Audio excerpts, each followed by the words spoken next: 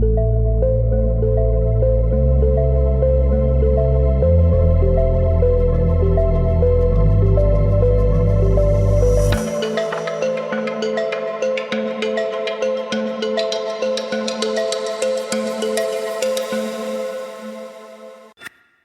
à tous et bienvenue sur État d'âme, le podcast au cœur de votre santé. Aujourd'hui, dans cet épisode, nous allons parler d'un sujet essentiel et pourtant encore trop méconnu, les premiers secours en santé mentale. Nous savons tous à quel point il est crucial d'intervenir rapidement en cas d'urgence physique, mais savons-nous réellement comment réagir face à une personne en détresse psychologique ? Pour nous éclairer sur ce sujet, j'ai le plaisir d'accueillir Anna Falbo, psychologue clinicienne et psychothérapeute. Anna exerce depuis près de 10 ans dans le domaine de la santé mentale. Après avoir obtenu un master en psychologie clinique et psychopathologie intégrative à l'université Paris-Descartes, elle a travaillé dans différents services hospitaliers, notamment en accompagnant des personnes en parcours de gestion du poids dans les services de nutrition et de chirurgie bariatrique. Elle considère l'individu dans sa globalité, en prenant en compte ses pensées, ses émotions, son inconscient, son corps, ses relations et même sa spiritualité. Au fil des années, elle s'est formée à diverses techniques thérapeutiques, dont les thérapies cognitives et comportementales, plus connues sous le nom de TCC, la psychanalyse, l'hypnose, la cohérence cardiaque, ainsi que l'éducation thérapeutique personnalisée du patient. Elle est également formatrice en premiers secours en santé mentale, un sujet qui lui tient particulièrement à cœur et qu'elle partage aujourd'hui avec nous. Dans cet épisode, Anna nous expliquera en quoi consistent ces gestes simples mais essentiels qui permettent d'apporter un premier soutien à une personne en souffrance psychologique avant qu'elle ne puisse être prise en charge par un professionnel. Comment reconnaître les signes de détresse ? Comment écouter et réagir avec bienveillance ? Et surtout, comment orienter efficacement vers des ressources adaptées ? Anna nous partagera aussi des témoignages concrets et des conseils pratiques pour que chacun puisse à son échelle devenir un relais de soutien et de prévention. Installez-vous confortablement et laissez-vous guider par cette conversation précieuse qui, je l'espère, vous donnera des clés pour mieux comprendre et agir face aux détresses invisibles. Excellente écoute.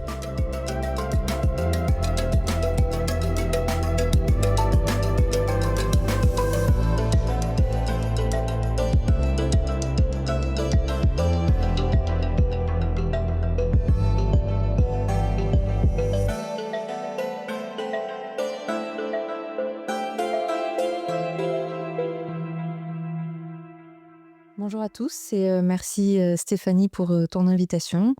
Moi je suis Anna Falbo, je suis psychologue clinicienne spécialisée dans les troubles du comportement alimentaire et liés à l'image du corps.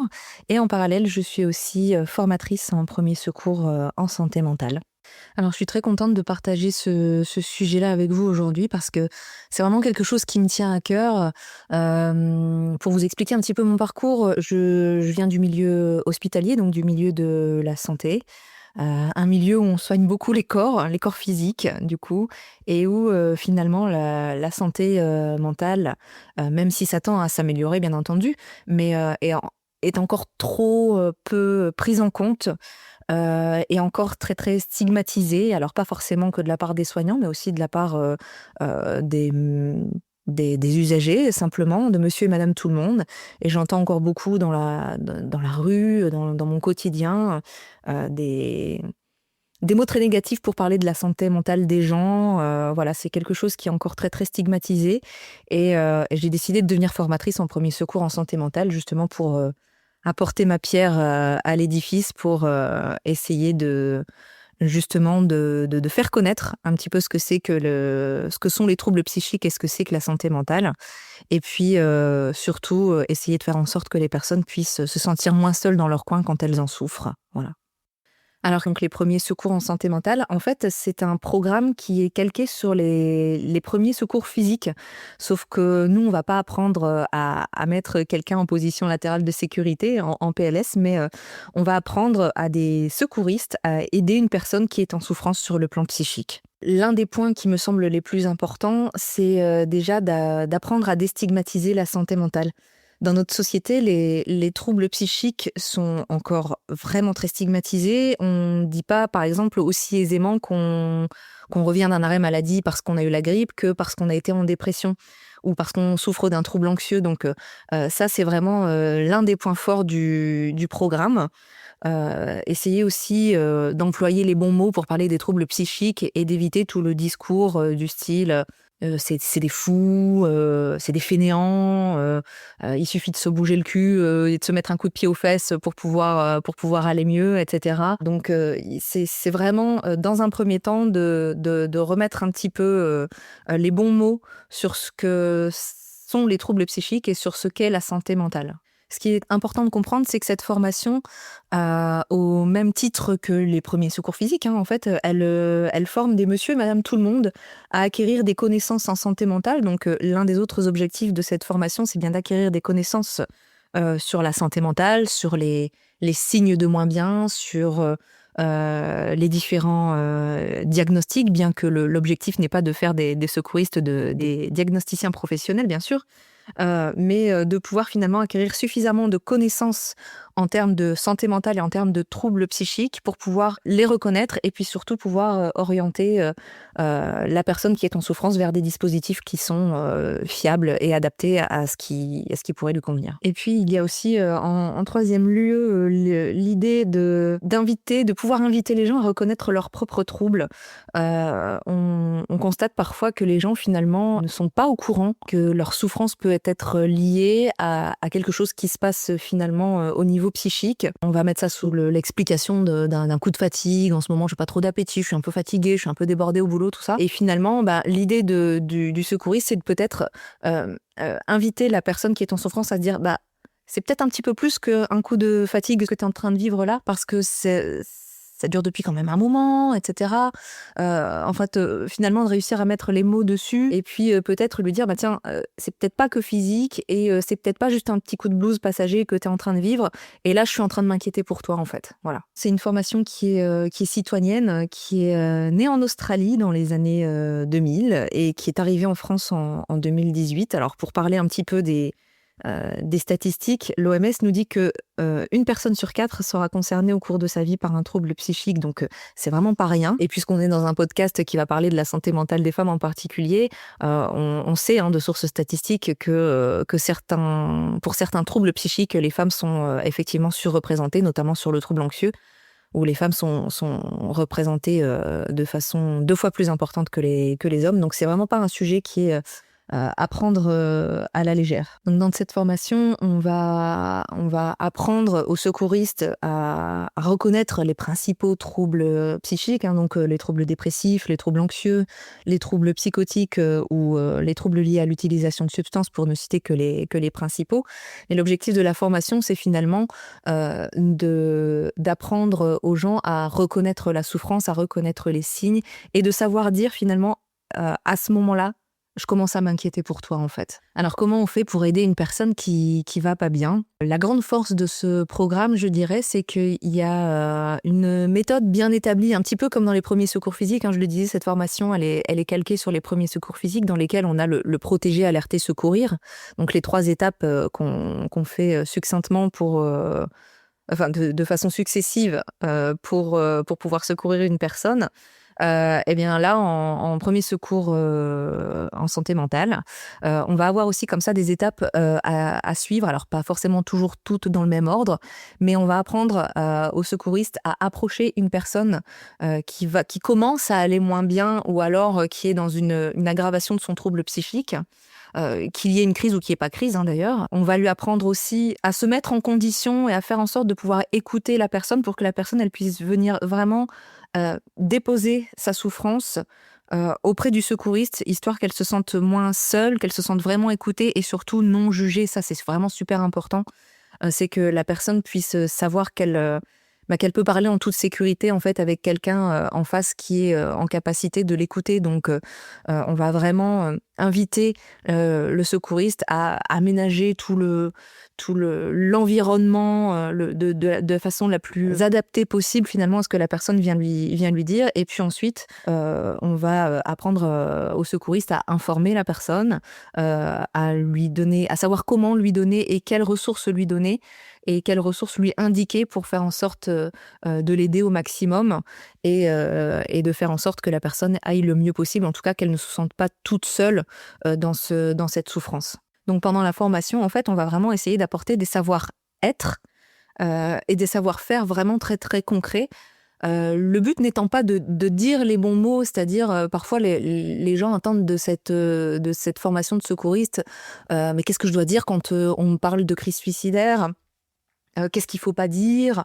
Quels sont les bons mots à adopter, les bonnes attitudes à avoir? Ben finalement, plus que de rechercher vraiment les bons mots, l'idée c'est surtout de réussir à être présent de la bonne façon en fait. Et ça, c'est quelque chose qui s'apprend. Alors bien entendu, l'idée n'est pas de former des professionnels de la santé mentale sur 2 jours de temps, c'est carrément impossible. L'idée n'est pas non plus de se substituer à des professionnels de santé d'ailleurs, mais juste de pouvoir être identifié en tant que secouriste comme une personne ressource, d'autant qu'en plus on sait que les dispositifs de soins ne sont pas toujours disponibles à l'instant T ou parfois il y a des délais très longs pour accéder aux structures de soins. L'idée, c'est vraiment d'avoir quelqu'un sur qui on peut se reposer en attendant et vraiment venir partager sa souffrance. Donc l'idée n'est pas de faire des secouristes, des diagnosticiens experts et dire là, d'après ce que tu me dis, je vois tel signe. À mon avis, ça c'est une dépression là que tu es en train de faire. Non, l'idée n'est pas du tout ça. C'est plutôt d'aborder les choses en disant écoute, je constate qu'en ce moment, tu es en retard au boulot, que tu as l'air fatigué et je m'inquiète pour toi, tu sais, j'ai l'impression que tu perds l'appétit, je te vois plus manger le midi à la cafétéria avec nous, etc. Tu sais, je suis pas expert, je suis pas médecin, mais je commence à m'inquiéter pour toi et moi, ça me fait quand même penser à la dépression, de ce que j'en connais. En tout cas, le peu que j'en connais, ça peut me faire penser à de la dépression, tu sais. Ce que tu vis, le coup de fatigue que tu es en train de vivre là, c'est peut-être pas qu'un coup de fatigue, c'est peut-être aussi quelque chose qui me fait penser à la dépression. Est-ce que tu as déjà pensé à consulter un spécialiste? Voilà, alors l'idée, souvent quand on parle des premiers secours, on s'imagine toujours les situations de crise. Alors bien sûr, dans le programme, elles sont abordées, donc on va parler de la crise suicidaire, on va parler de l'attaque de panique, on va parler de la crise psychotique sévère et apprendre aux gens comment réagir en cas de danger imminent pour la personne. Mais on va aussi leur apprendre à repérer ce qui peut se passer un petit peu plus dans la durée, et ce qui n'est vraiment pas évident puisque finalement ça invite à être attentif à son entourage, aux personnes qu'on côtoie, pas forcément très proches, mais aux personnes qu'on côtoie et chez qui on peut remarquer un moins bien, un changement d'attitude, et ça invite vraiment à être attentif, surtout dans un monde qui va très vite et un petit peu auto-centré. Ça invite aussi à s'intéresser vraiment à l'autre et à ce que l'autre puisse vivre en fait. Tout le monde peut y assister, je le disais, c'est une formation qui est citoyenne, donc monsieur et madame tout le monde, c'est fait pour tout le monde en fait. Globalement, ce qu'on constate, c'est que c'est beaucoup le travail, en fait, l'environnement du travail qui ramène les secouristes. Qui se disent voilà, ça pourrait me servir dans le boulot, moi je suis en contact avec tel ou tel public, donc actuellement dans les formations PSSM on rencontre beaucoup de professionnels de l'accompagnement, du soin, etc., qui veulent ajouter un petit peu des outils à leur boîte à outils, bien entendu. Mais ce qui serait intéressant, ce serait vraiment d'avoir des monsieur et madame tout le monde, et puis tout citoyen qui serait en capacité d'être un petit peu comme une sentinelle pour l'entourage. Ça permettrait vraiment de pouvoir détecter des troubles psychiques qui mettent parfois beaucoup de temps avant d'être accompagnés, diagnostiqués, et du coup des personnes qui sont pendant parfois très très longtemps, voire des années, dans une souffrance qu'ils n'arrivent pas à expliquer, qu'ils n'arrivent pas à exprimer, dont ils n'arrivent pas à trouver un accompagnement. Donc ce serait vraiment de la première ligne en fait. Finalement, les premiers secours en santé mentale, c'est vraiment de l'intervention précoce. Donc on n'est pas dans la prévention, puisque la prévention c'est finalement informer les gens qui vont bien. On n'est pas non plus dans le soin, puisque dans le soin, on est vraiment sur l'accompagnement de gens qui vont déjà vraiment pas bien. Là, on est vraiment sur le domaine de l'intervention précoce, c'est-à-dire ce qu'il y a vraiment entre les deux, c'est-à-dire on va essayer de faire en sorte d'accompagner les gens qui commencent à être dans le moins bien. Et c'est pour ça que je disais qu'effectivement, ça invite à être attentif et pouvoir se rendre disponible aussi pour les personnes, surtout dans un monde qui va comme ça très très vite.